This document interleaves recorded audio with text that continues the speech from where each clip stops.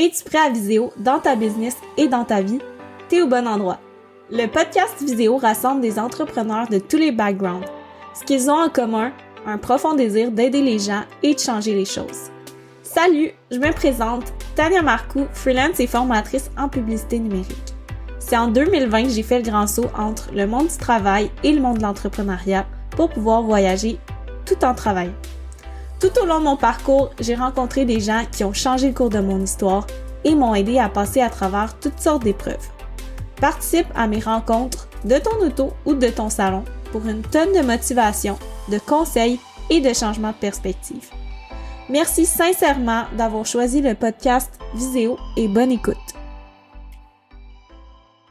Salut, dans cet épisode, je m'entretiens avec Sophia de So & Co.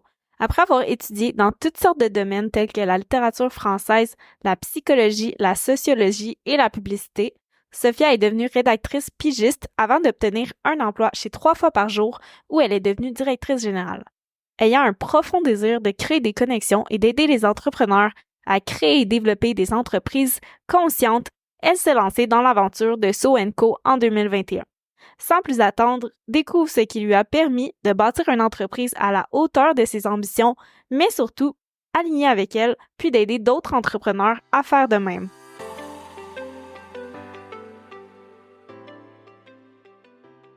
Salut Sophia, comment ça va aujourd'hui? Salut Tania, bah écoute, ça va bien, ça va super bien. Je suis contente d'être là avec toi. Merci, moi aussi, je suis vraiment contente de te recevoir aujourd'hui. Donc, avant d'en savoir un petit peu plus sur toi, j'aime toujours ça commencer avec 2 questions brise-glace. euh, pour vraiment apprendre à te connaître sur une note un petit peu plus personnelle. Donc, premièrement, c'est quoi ton plus grand rêve dans la vie? Je pense que bon, mon plus grand rêve, il est pas mal dans la vision de mon entreprise, qui est Soenco. C'est le rêve de se rallier ensemble, de revenir ensemble, que ça soit dans un contexte entrepreneurial ou dans la vie. Mais je pense que mon rêve, c'est qu'on retrouve un petit peu cet esprit-là de communauté, puis cet esprit-là d'entraide, puis qu'on arrive à un peu repenser le monde ensemble plutôt que chacun de notre côté, dans notre solitude, puis dans nos burn-out. Fait que ça Mm. serait d'être ensemble, ça serait ça, je pense, mon grand rêve. Je trouve que c'est un beau rêve, puis c'est vrai qu'on dirait qu'avec les années, c'est quelque chose, tu sais, avec les technologies, puis tout, je pense qu'il y a tout plein d'avantages à ces technologies-là, mais c'est sûr que des fois, ça crée un petit peu plus d'isolation. Fait Hmm. que c'est super intéressant. Je pense qu'on va pouvoir en reparler aussi en plongeant dans ce que tu fais. Puis la deuxième question pour toi, ce serait si tu fais dîner avec une personne, ben, soit connue ou en tout cas peu connue, ce serait qui et pourquoi? Mais quand tu m'as posé la question un peu plus tôt, j'avais deux réponses. Alors, je pense que je vais en donner deux, mais qui sont très différentes.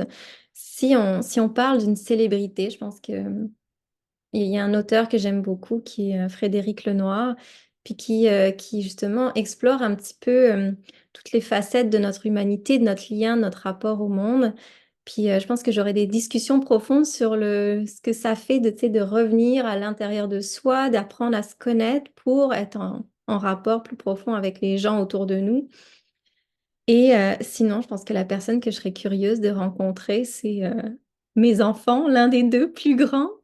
Où est-ce qu'il en Hmm. serait? Puis quelle discussion on aurait sur la vie, puis sur la société, à quoi elle ressemblerait. Fait que je pense qu'il y aurait ces deux côtés-là. Je peux pas choisir. Comme célébrité, ça serait peut-être Frédéric Lenoir, puis sinon, ça serait mes enfants, de savoir ce qu'ils me raconteraient dans 20 ans, genre.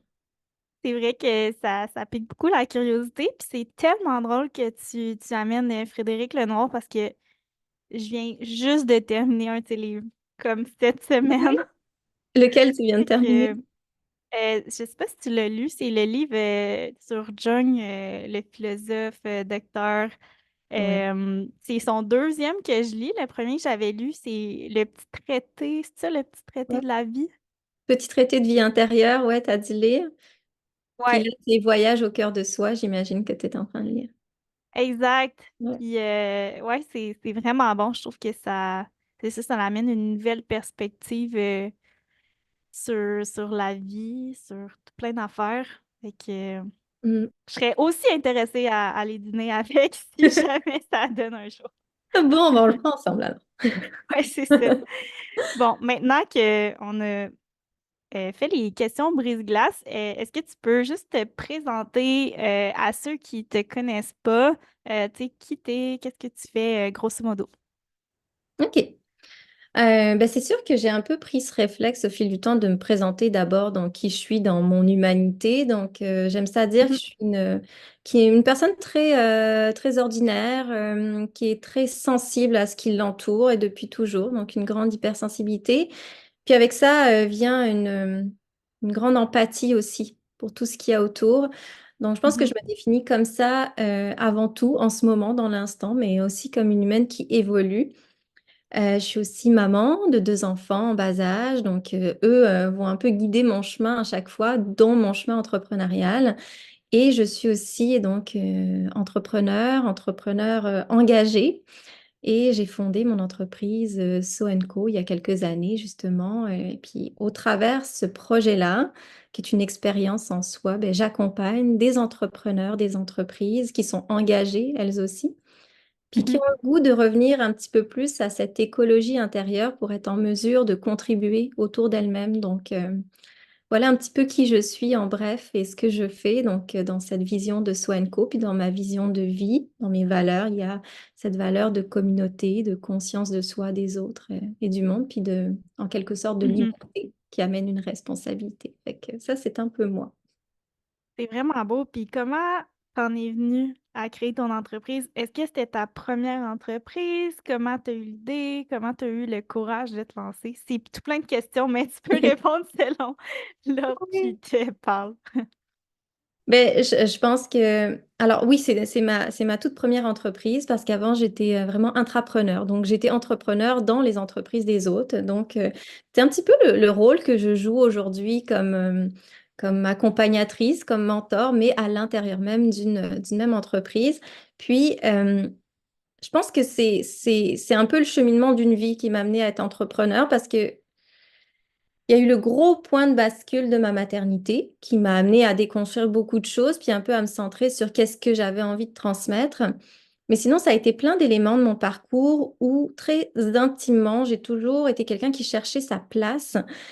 Et tranquillement, au fil du temps, j'ai permis à d'autres de trouver leur place. Puis à un moment donné, je me suis dit, bah, une fille qui cherche sa place dans le monde, dans la société, et puis qui aide les gens à trouver leur place dans le monde, pourquoi pas? Donc ça a été le point de bascule de la maternité, mais je pense que c'était là un petit peu en moi, même si je l'admettais pas.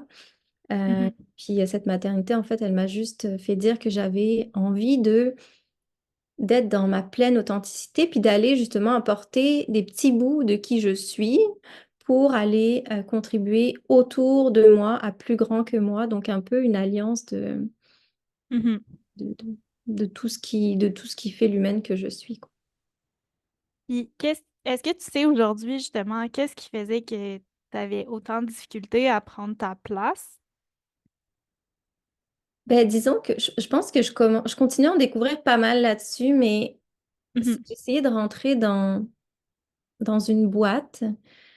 Tout comme un peu beaucoup de gens dans la société, dans la vie. J'essayais de rentrer dans une boîte, puis je fitais dans aucune boîte. Je fitais dans aucun modèle d'affaires, dans aucun leadership, modèle de leadership. Puis à un moment donné, je pense que ce que m'a permis le point de bascule de la maternité, c'est d'aller questionner cette boîte-là dorée dans laquelle je m'étais enfermée parce que j'avais peur, parce que je voulais plaire, parce que je voulais être aimée. Donc, je pense que j'ai longtemps cherché ma place parce que j'ai longtemps cherché ma boîte. Puis à un moment donné, j'ai réalisé que on n'avait pas besoin d'être dans une boîte. mhm. Ouais. Ouais, ça fait du sens. Puis d'où vient le mot So and Co par curiosité?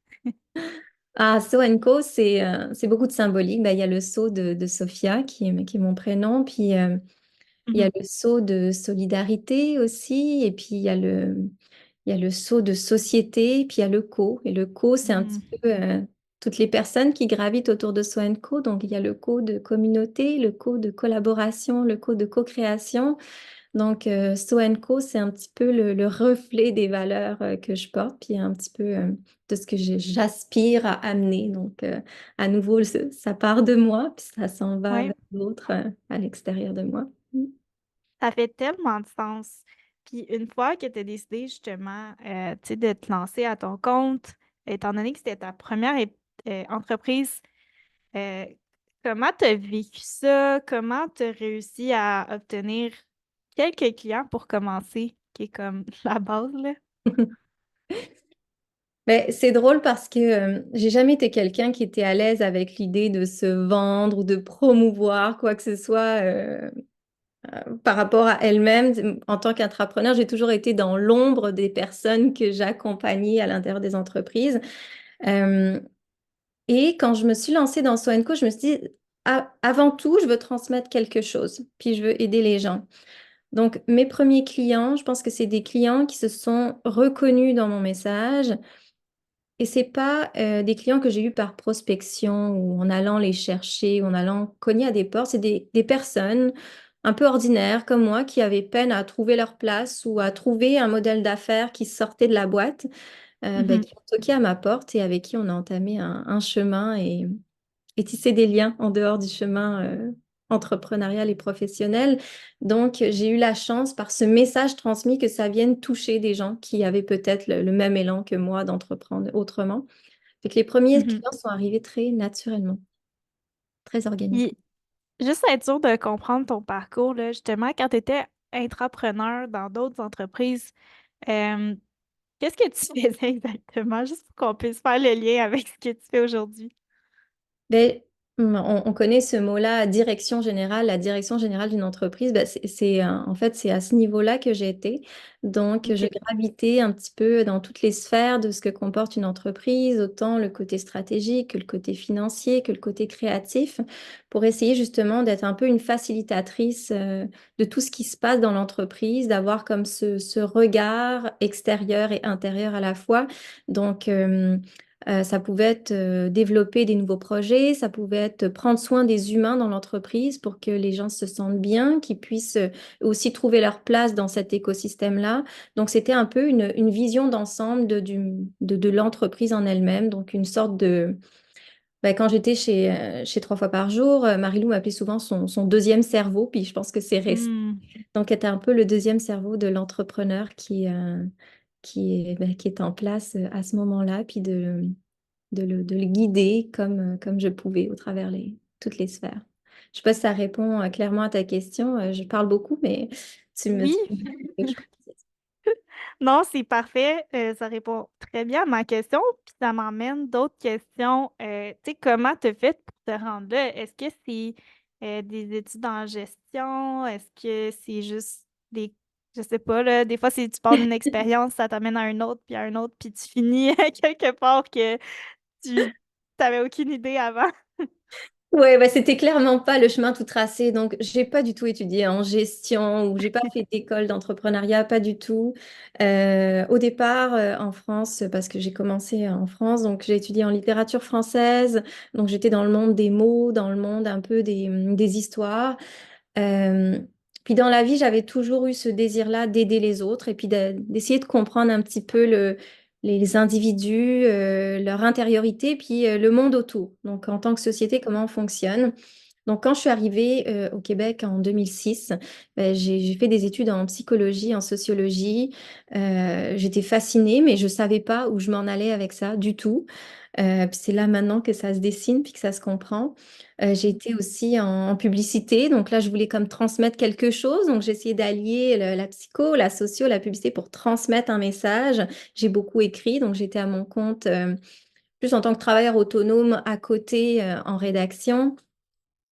Et après ça, c'est vraiment mon expérience professionnelle, notamment celle chez Trois fois par jour, qui a été ma première expérience vraiment significative, je dirais, où là, j'ai appris sur le tas, en fait. J'ai appris à écouter mon intuition, j'ai appris à porter des projets alors que j'en savais pas nécessairement sur les projets que je portais au départ.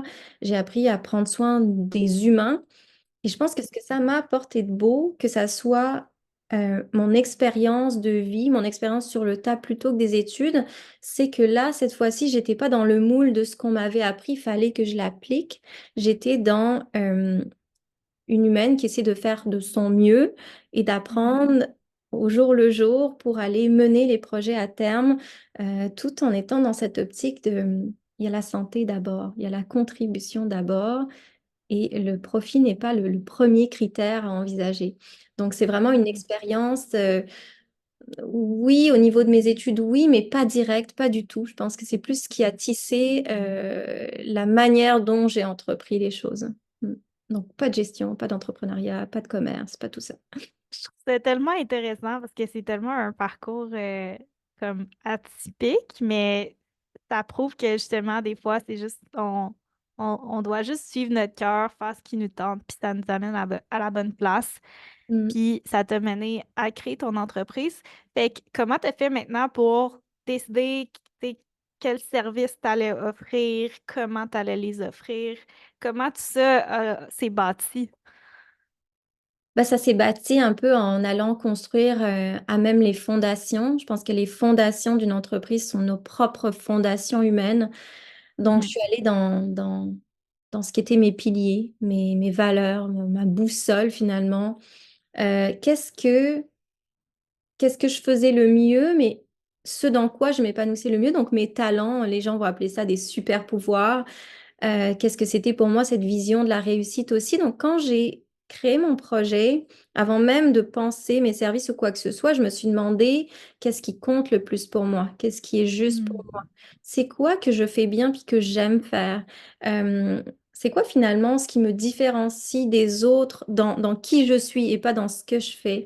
Quelle vision de la réussite est-ce que j'ai envie de porter et puis quelle révolution intérieure et tranquille j'ai envie d'amener. C'est vraiment quelle solution, en quelque sorte, j'ai envie de proposer à ce que je vois autour de moi. Donc, c'est parti de cette fondation-là. Puis après, naturellement, au niveau des services qui s'est dessiné, c'est que j'ai toujours été quelqu'un qui aspirait à aider les autres, donc à contribuer, que l'humain a toujours compté plus que tout, puis même au-delà de ça, tout ce qui est vivant autour de nous, que j'ai toujours été dans cette conscience accrue de qui je suis, de, de, de finalement, qu'est-ce que... Avant, c'était qui je suis, et comment est-ce que je peux faire au mieux pour que Mhm. ça soit beau, pour que ça fasse du bien autour de moi. Donc, c'est parti de là. Puis, dans ce que j'ai réussi à amener de mon expérience professionnelle, il y avait aussi le côté que euh, je pense que ma grande force, c'était d'aller amener finalement un peu une alliance de tout ce qui était plus rationnel, tangible dans une entreprise, puis tout ce qui était plus émotionnel et intuitif. Donc, mais ça s'est basé là-dessus de me dire, ben, au sein même de l'entreprise, j'accompagnais des gens à naviguer dans le tumulte de l'entrepreneuriat. Puis c'est un petit peu comme ce que je faisais au quotidien que j'ai ramené dans un service aux entreprises. Donc, c'est pour ça Mhm. que mon principal service, c'est vraiment celui d'être une alliée, une complice aux entrepreneurs, aux entreprises que j'accompagne. Puis de là sont nés d'autres éléments, comme j'ai bâti mes fondations à partir de mon essence même. J'ai voulu ramener ça aussi au cœur de tout ça, la connaissance de soi, l'introspection, comme un peu un tremplin.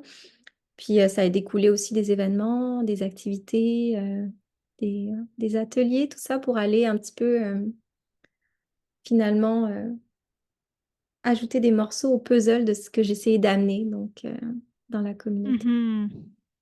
Puis maintenant que tu as aidé quand même pas mal d'entreprises aujourd'hui, c'est quoi que tu dirais qui revient le plus souvent en termes de...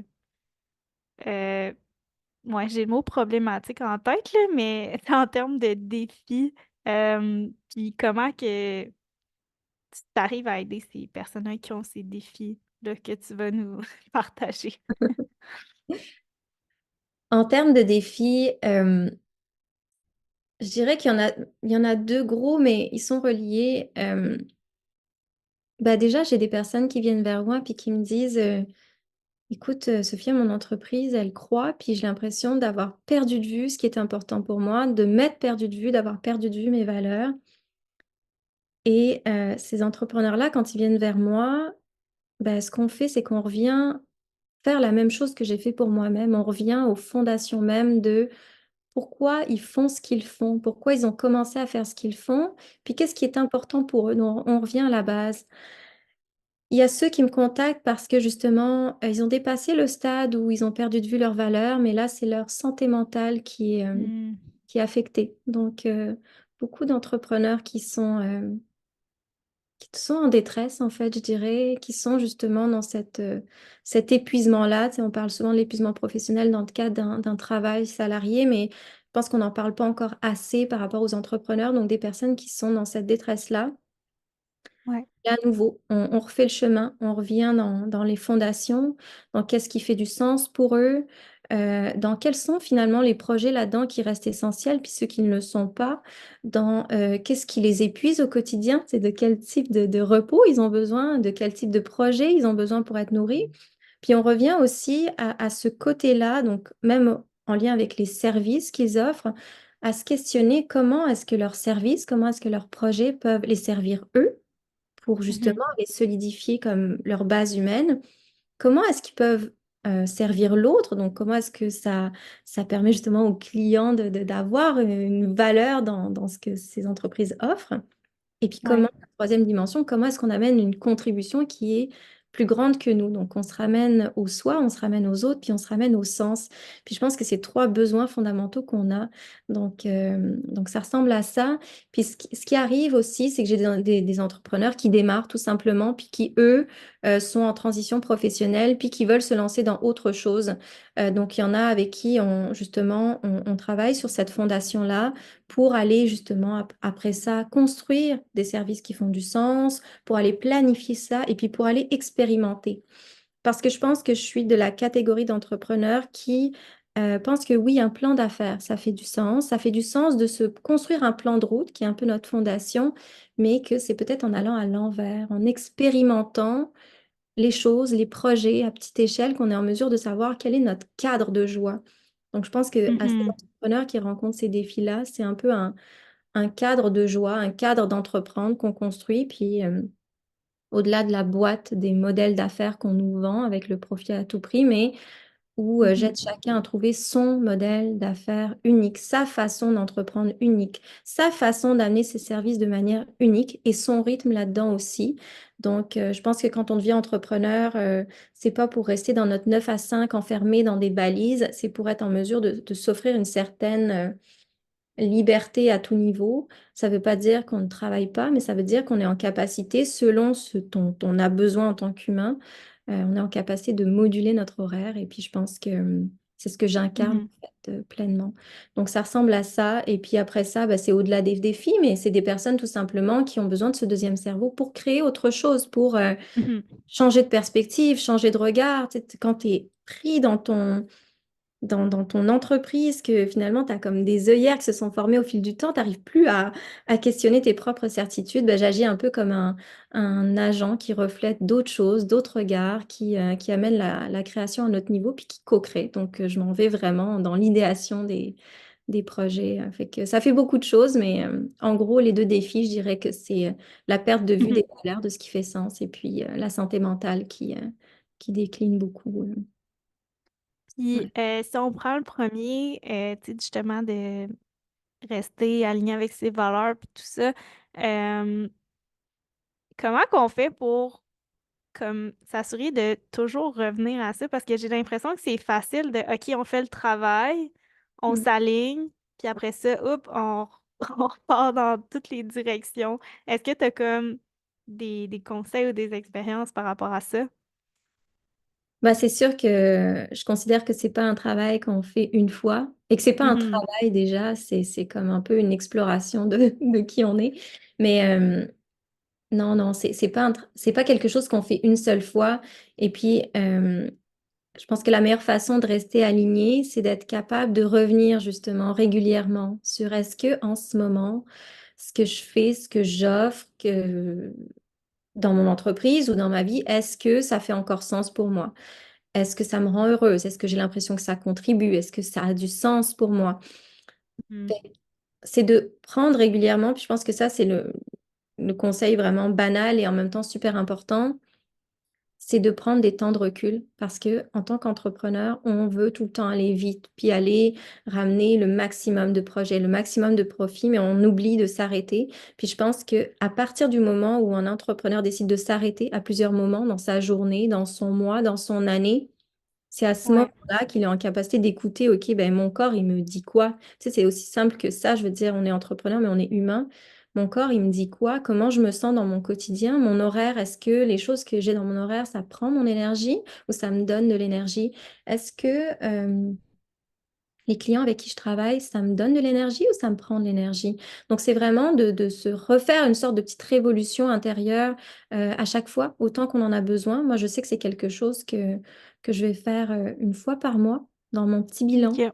Qu'est-ce qui Mhm. s'est passé ce mois-ci? Qu'est-ce qui a fait du sens au niveau de mes valeurs? Comment est-ce que mes valeurs, comment elles se définissent? Comment est-ce que ça s'est reflété dans mes actions?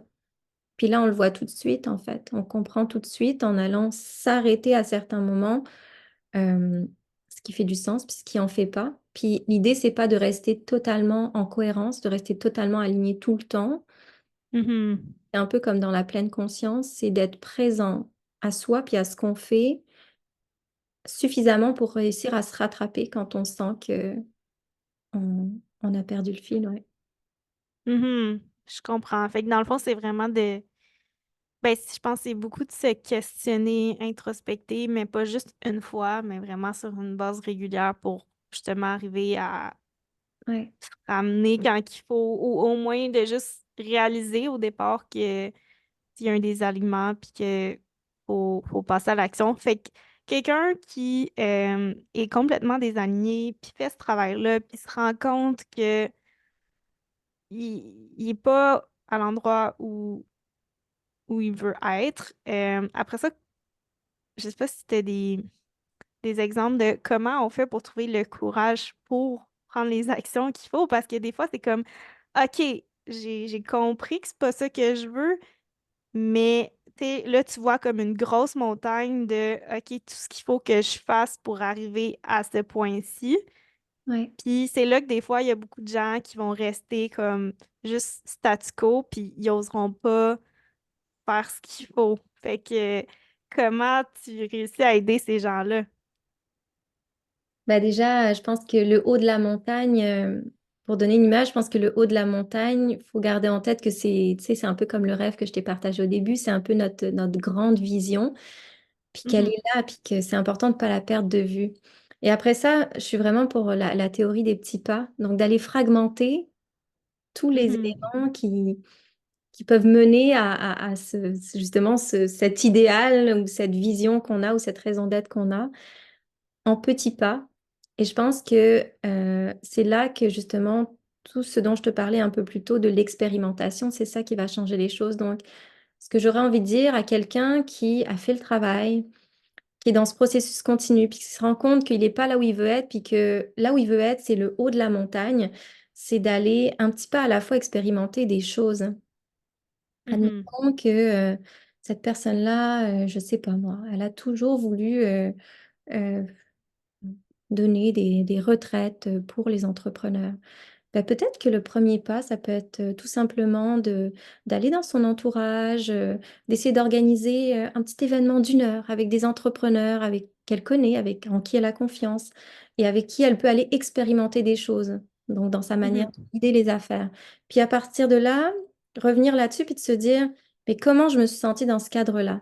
Quels ont été les reflets des gens qui ont participé à cette activité-là? Si j'avais à changer quelque chose, ce serait quoi? Et au fur et à mesure qu'on expérimente dans des petits pas, ce qu'on aimerait expérimenter à plus grande échelle, ben, on se rend compte qu'en fragmentant cette vision-là, cette raison d'être là en petits morceaux, ben, tranquillement, on arrive à atteindre les niveaux mhm, qu'on souhaite. Alors, c'est soit on passe au prochain niveau, soit ça nous réaligne vers cet idéal. Parce qu'il y a aussi ce point-là, c'est que si on n'expérimente pas dans le réel ce à quoi on rêve, ben on prend le risque finalement de pas avoir le bon rêve peut-être. Puis je pense que ça, mhm, c'est important à nommer, c'est parce que quand on expérimente, on reste pas figé dans quelque chose, on se donne cette opportunité justement d'évoluer, d'en apprendre sur nous-mêmes, d'en apprendre sur ce qu'on veut offrir en termes de services, d'expériences, de moments aux gens qui nous entourent. Mhm. Ouais. Puis si on revient tu sais, au point sur la santé mentale, euh, je fais une autre mise en contexte. Si Ouais. quelqu'un tu sais, a bâti son entreprise, ça va super bien puis tout, mais sans qu'il en repère beaucoup au niveau de sa santé mentale, ce serait quoi les premières actions à poser? Mais c'est de s'arrêter. C'est de s'arrêter. Ouais. J'en reviens toujours à la même chose. Je pense que quand notre corps nous dit qu'il a atteint une limite, ça sert à rien de le pousser. Ça sert même à rien, je pense, de, Mhm. de se mettre à rentrer dans l'introspection. Ça mettrait encore plus, je crois, de pression sur le mental que d'essayer de trouver des réponses tout de suite. Donc, je pense que le premier pas à faire quand on se sent comme ça, c'est juste de prendre le recul nécessaire, de Mhm. s'arrêter, de se donner le repos dont on a besoin. Donc, une personne qui est dans son entreprise, je dis pas qu'on s'arrête pendant 2 ans là. Je dis qu'on prend le pas de recul qui est nécessaire pour après être en mesure d'avoir les bonnes réponses à nos questions.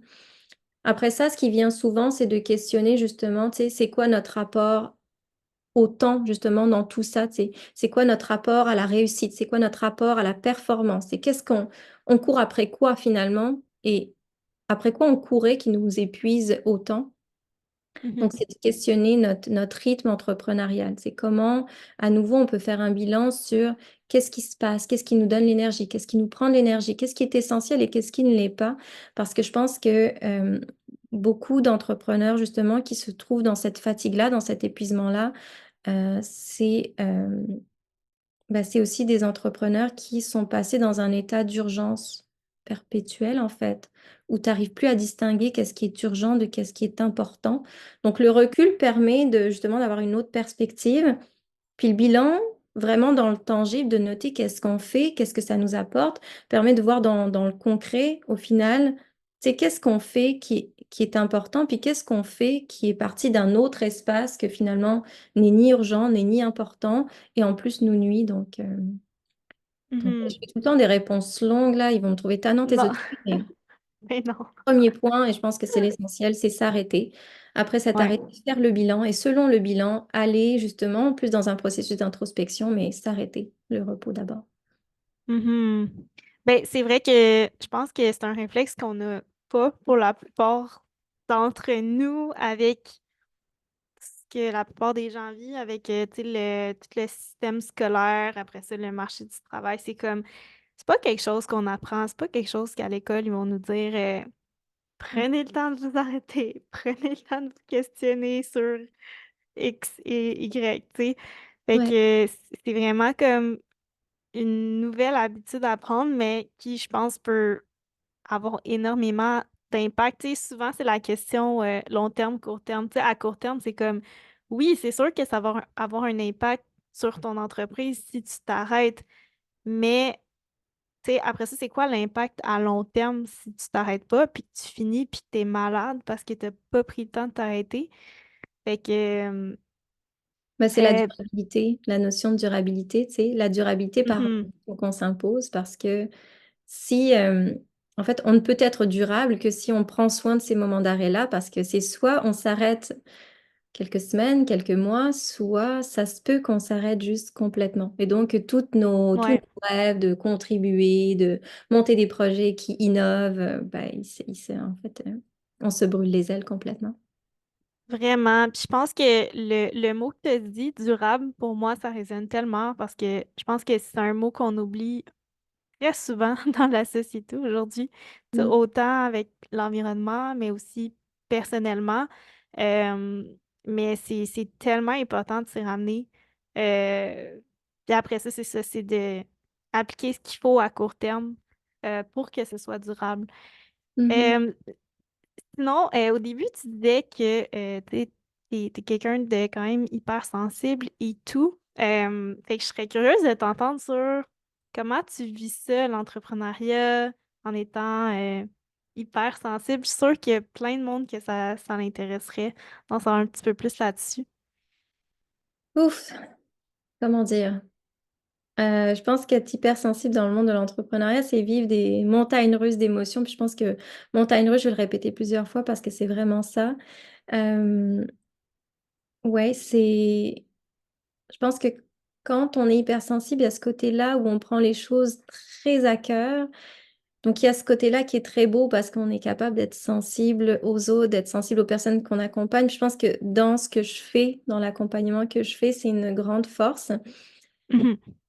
Mais c'est un réel défi justement en lien avec la santé mentale, le stress, parce que quand on est très sensible, puis à force de tous ces stimuli qui nous arrivent, puis que on n'arrive pas nécessairement toujours à, pas à contrôler, mais à accueillir, bah, ça fait que ça crée une surcharge émotionnelle. Donc je pense que peut-être que d'autres entrepreneurs hypersensibles le vivent, mais je pense que pour moi, c'est cette surcharge-là émotionnelle qui est ouais, qui est peut-être Mhm. un grand défi. Ouais, un grand défi, ouais. Ouais. Comment tu fais? Est-ce que tu as développé comme des pratiques qui t'aident à vivre ça au quotidien? Tu sais, je sais qu'il y en a qui font du yoga, tu sais, ça peut être toutes sortes de Ouais. choses, mais c'est quoi qui fonctionne pour toi? Ben, pour moi, ce qui fonctionne, puis en fait qui m'oblige à fonctionner comme ça, tu sais, avant, je t'aurais dit oui, il y avait la méditation, il y avait Mhm. prendre du temps en nature, aller marcher.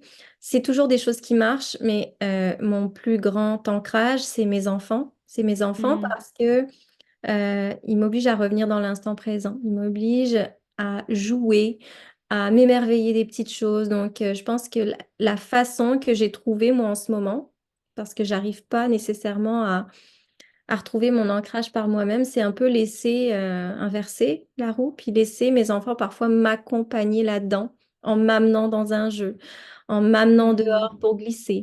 Donc je dirais que c'est ça, donc c'est cette capacité à comme regarder par la fenêtre des fois, puis regarder le soleil qui brille ou regarder l'arbre avec les feuilles qui bougent, un peu comme le ferait mon enfant, puis me dire, Mhm. oh, ouais, c'est peut-être ça le bonheur, un peu plus que tout le reste. Donc, je pense que cette Mhm. surcharge-là, je la soigne grâce à mes enfants. Puis mes enfants, ce qu'ils m'apportent, c'est la présence, c'est l'émerveillement, puis c'est la curiosité aussi. Puis c'est un petit peu cette posture de jeu qui fait que ça me fait sortir de ma performance, en fait, de mon besoin de performer le bien-être des autres à chaque instant Mhm. C'est de vrai chaque journée. que, ouais, je pense que revenir dans le moment présent, c'est comme tellement important, puis on l'oublie souvent.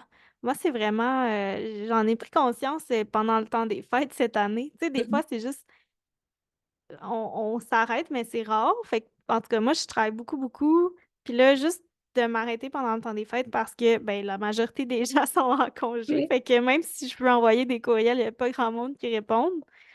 C'est là que je me rends compte, wow, c'est comme tellement précieux de passer du temps en famille, avec ses amis. Mhm. euh, comme ça, ça a un gros impact sur mon énergie, honnêtement, tu sais. Fait Mhm. que je pense que après ça, c'est d'en prendre conscience aussi. Tu sais, des fois, on est comme plus dans.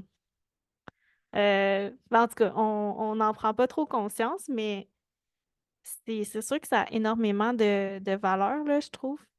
Oui. Puis, Et quand on est dans la frénésie, on n'est pas capable de le voir. Donc, à nouveau, c'est ça prend de s'arrêter mhm, quelques instants. Puis je pense que, tu sais, tu l'as dit, ça passe par vraiment des choses très simples, de passer du temps avec ta famille, tu sais, de te relier aux autres, parce que ça, je pense que je ne l'ai pas mentionné, mais c'est un élément super important aussi, tu sais.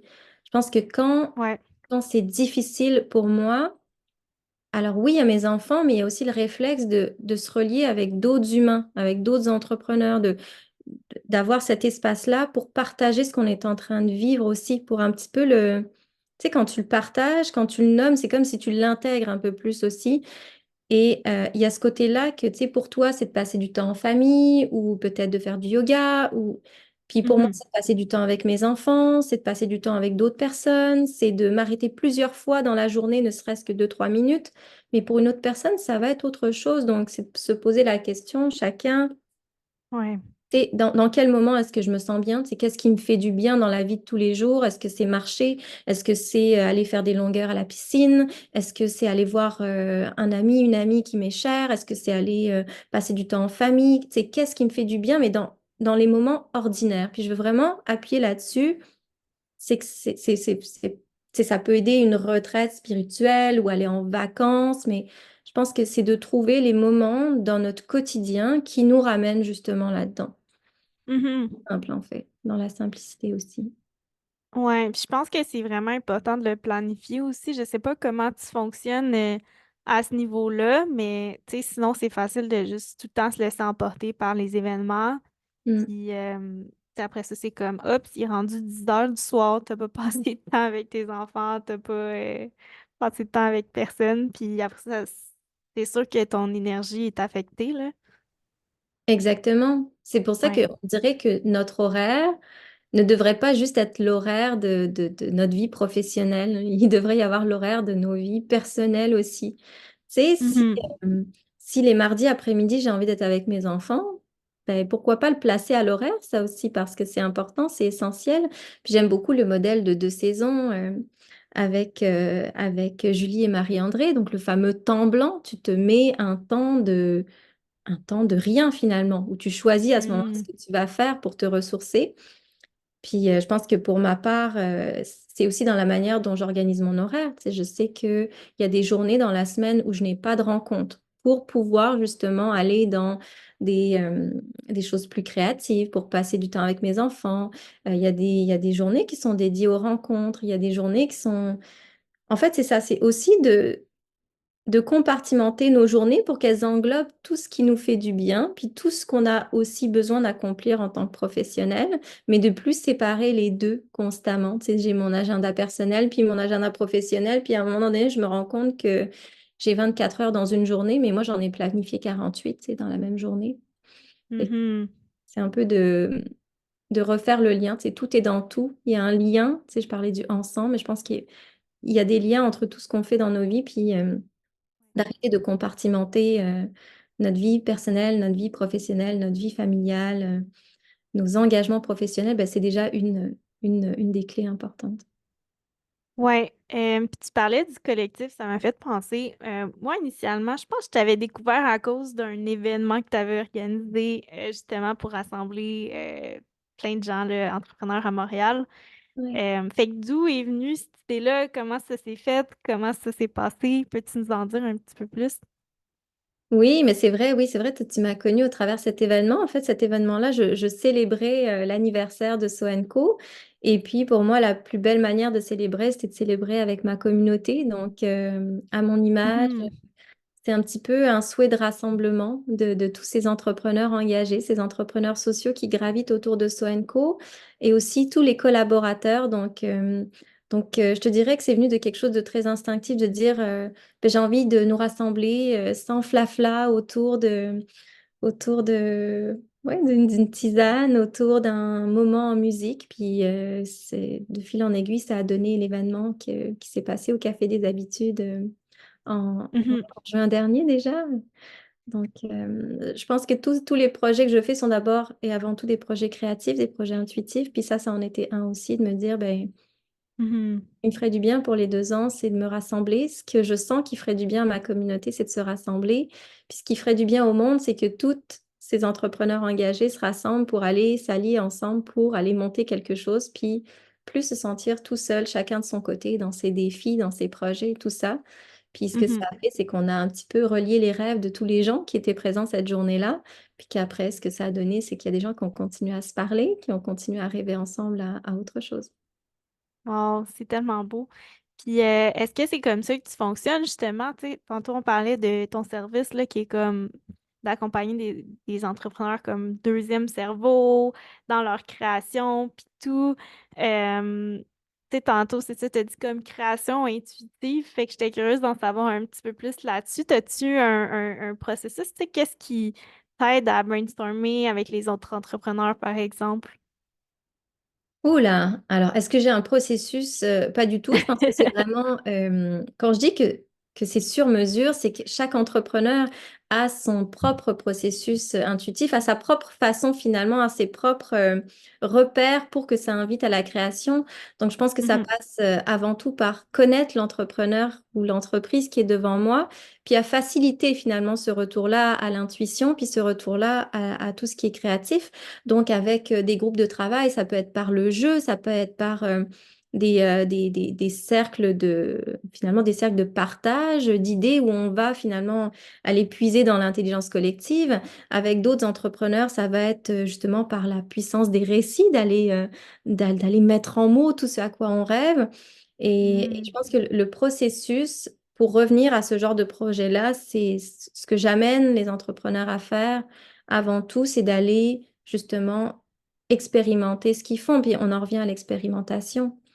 Donc, je les Mhm. amène à aller dans ce courage-là, c'est juste à leur rythme, dans ce qu'ils pourraient faire qui se rapprocherait de ce projet-là qu'ils aimeraient amener.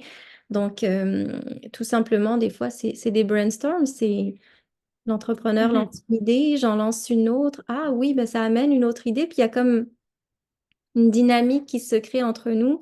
Mais pour moi, je pense que ça prend cette relation de confiance qui se bâtit, ça me prend d'apprendre à connaître la personne qui est en face de moi. Et puis que cette personne-là en face de moi ait confiance en moi. Puis je pense que c'est un petit peu les ingrédients clés, mais il n'y a pas de formule magique. Puis je m'excuse parce que là, j'ai comme rien de tangible à donner à personne qui Oh, m'écoute, c'est... mais je peux pas m'empêcher de dire que c'est que du sur-mesure, puis qu'il n'y a personne qui a le même processus créatif qu'une autre personne. Mhm. Ouais, ben je comprends. C'est sûr qu'il y a tout plein de façons de créer. Je pense que c'est de trouver justement qu'est-ce qui fonctionne bien pour chaque personne. Mais c'est ça, il y a tellement de possibilités là. Fait que sinon, peut-être une dernière question. Tu sais, dans tout ton parcours entrepreneurial jusqu'à maintenant, qu'est-ce que tu dirais qui a été ton plus gros défi? Puis comment tu as fait pour le surmonter? Mon plus gros défi, bah, il est à la porte en ce moment, mon plus gros défi. C'est C'est bon. ma conciliation entre le monde, bah, entre ma famille puis mes projets Ouais. entrepreneuriaux. Donc, de réussir à jongler entre toutes ces priorités qui se mêlent, puis les aspirations qui se mêlent là-dedans. Donc, je pense que c'est mon plus grand défi à ce jour que de réussir justement à m'éloigner du modèle traditionnel, puis un peu à construire une entreprise à mon image qui est en mesure de me permettre d'être dans cette harmonie-là entre ma vie familiale, ma vie personnelle, puis mes aspirations de contribution, mes aspirations professionnelles. Je pense que c'est un gros défi. Mhm. Puis, la manière de relever ce défi-là, c'est un peu au jour le jour, c'est un processus continu. C'est de Ouais. reposer les priorités à chaque journée. Et puis, je pense que c'est d'expérimenter, puis je reviens à l'expérimentation. Donc, je pense que ce défi-là, je le surmonte en même temps que je le vis. Et puis, en Ouais. même temps que mes enfants grandissent et puis que j'évolue là-dedans parce que tous les jours, un nouveau défi se présente. Donc c'est ça. Puis après ça, peut-être que mon autre défi, c'est de prendre ma place. Puis ça en est un autre très personnel. C'est il y a trouvé sa place, puis il y a osé prendre sa Hmm. place. Puis je Ouais. pense que ça, c'est mon autre gros défi, d'oser prendre ma place, des fois, de me dire, ben que je peux être la personne dans l'ombre, mais que pour Mhm. qu'on puisse, pour qu'on puisse vivre ce type d'accompagnement avec moi, il faut qu'on sache que j'existe. Alors, des fois, c'est d'oser exister. Voilà. Puis, est-ce que qu'est-ce que tu as comme intention par rapport à prendre ta place? Est-ce que c'est plus par rapport d'être présente sur les réseaux sociaux, par exemple, dans des événements? Comment tu vois ça? Ah, bah écoute, moi j'ai quitté les réseaux sociaux, puis ça fait 1 an, donc pas du tout. Je pense que déjà, une manière de prendre ma place, ça a été de quitter la place où je ne me sentais pas à ma place. Je comprends. Après ça, je pense que, par exemple, mon projet créatif qui est le podcast Ensemble Demain, c'est une façon de prendre ma place parce que euh, personne n'aurait cru dans mes amis de l'époque qu'un jour je mettrais ma voix sur la table pour aller exprimer mes pensées. Donc, Hmm. c'est une façon de prendre ma C'est place. vrai. Ouais. Ouais. Non, juste pour les gens qui veulent en savoir plus sur toi, qui seraient peut-être intéressés à avoir ton aide là, pour continuer à entreprendre, où est-ce qu'ils peuvent te trouver? Je pense que la meilleure façon de me retrouver vraiment dans mon authenticité, puis un peu comme la vision que je porte, c'est sur le podcast Ensemble OK. Demain. Et puis, il y a mon site web www.soeco.ca. Puis là, on peut retrouver des articles, mes services, rejoindre mon infolettre, hein, cette lettre du cœur que j'envoie. Donc, c'est un Mhm. petit peu la meilleure façon d'explorer mon univers. Super. Ben, merci beaucoup pour ta participation, tes partages. Je pense qu'on a abordé beaucoup de défis que la plupart des entrepreneurs ont, que ce soit au niveau de la santé mentale, au niveau de l'alignement, etc. Fait que ça va être super intéressant pour les gens. Puis je sais pas si tu avais un petit mot de la fin, mais sinon, c'est pas mal ce qui fait le tour de mes questions. Ben écoute, non, merci de m'avoir invité. C'était un très beau moment. J'espère que ça pourra avoir une résonance avec les gens qui vont nous écouter. Puis je pense que dans le brouhaha de mon quotidien, c'est juste de peut-être dire aux entrepreneurs qui nous écoutent, aux humains qui nous écoutent, de peut-être pas se hâter à faire quelque chose après cet épisode, mais peut-être justement prendre le temps de s'arrêter concrètement, de profiter de s'arrêter concrètement, consciemment à ce moment-là, et, Mhm. euh, et de voir ce que ça fait émerger en eux. Voilà, ça serait mon mot de la fin. C'est bon, c'est parfait. Fait que, ben, merci encore pour tout. Merci à toi, Tania. Merci d'avoir écouté mon épisode avec Sophia. Comme toujours, je termine avec 3 choses que tu peux retenir. Premièrement, bâtir une entreprise consciente part de se poser les bonnes questions, comme quelle est la différence que je veux faire dans le monde? Deuxièmement, quand tu sens que ton entreprise prend le dessus sur tes désirs ou ta santé mentale, prends un temps d'arrêt et fais des choses qui vont te faire revenir dans le moment présent. Troisièmement, prévois des espaces blancs dans ton agenda pour rien faire. Ça peut être bénéfique à long terme. Merci du fond du cœur d'avoir écouté le podcast Viséo. Ton défi est maintenant d'intégrer au moins une chose de cet épisode pour qu'il puisse faire une différence dans ta vie ou dans ton entreprise. Partage le podcast et tag moi et mes invités pour qu'on puisse aider encore plus de gens à changer le monde. Si tu veux en savoir plus sur mes services en publicité, rendez-vous sur mon site web taniamarcou.com. Sur ce, lâche pas, t'es capable et on se retrouve dans le prochain épisode.